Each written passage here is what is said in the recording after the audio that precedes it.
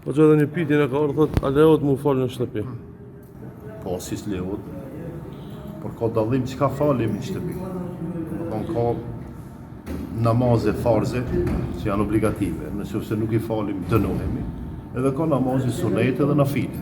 Se është mirë t'i falim, por nëse nuk i bëjmë, nuk dënohemi, mirë po nuk e fitojmë ndërmjetësimin e Muhamedit sallallahu alaihi wasallam. Tash xhamiet pse i keni ndërtuar? Xhamiet, investimin në xhami, pse kemi bërë? Mu fal në shtëpi? Shembull një paralele. I kemi ndërtuar shkolla ata mësojmë në shtëpi, a ka kuptim?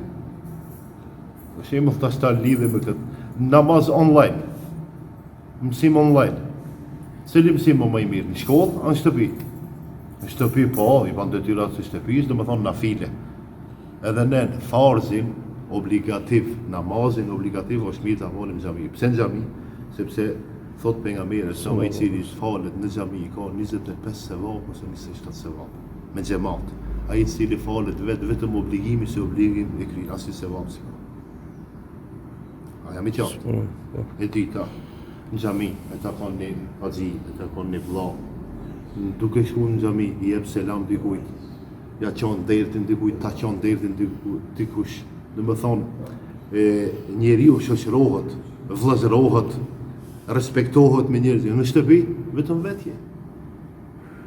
Tash unë mendoj, po feja janë i thret musliman që ta falim namazin në xhami e jo në shtëpi. Mirë po tash mesela çështja tjetër. Namazin në shtëpi, a ka pull. A prish punë, nuk prish punë. Mirë për nuk manë me bon këtë tradit. Farzin, nuk vishë të shtëpi fort. Thire zoni sabojt në shtëpi. Thire drejga në shtëpi, ja, du të me tonë gjatë. Se Muhamedi sallallahu sallam ka pos dhomën e vetë, shtëpinë e vetë, afër xhamisë vetë. Ka volë sunnet në shtëpi, pastaj farzin ka dalë në xhami. Ne, nëse i kemi afër shtëpit, mund ta falim edhe ne sunnetin në shtëpi, farzin në xhami. Mirë po nëse i kemi xhamit pak më larg, e falim edhe sunnetin edhe farzin e kitë komplet namazin në xhami.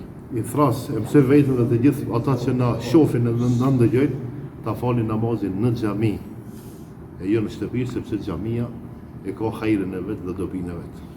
Allahu edhin më së miri. Faleminderit.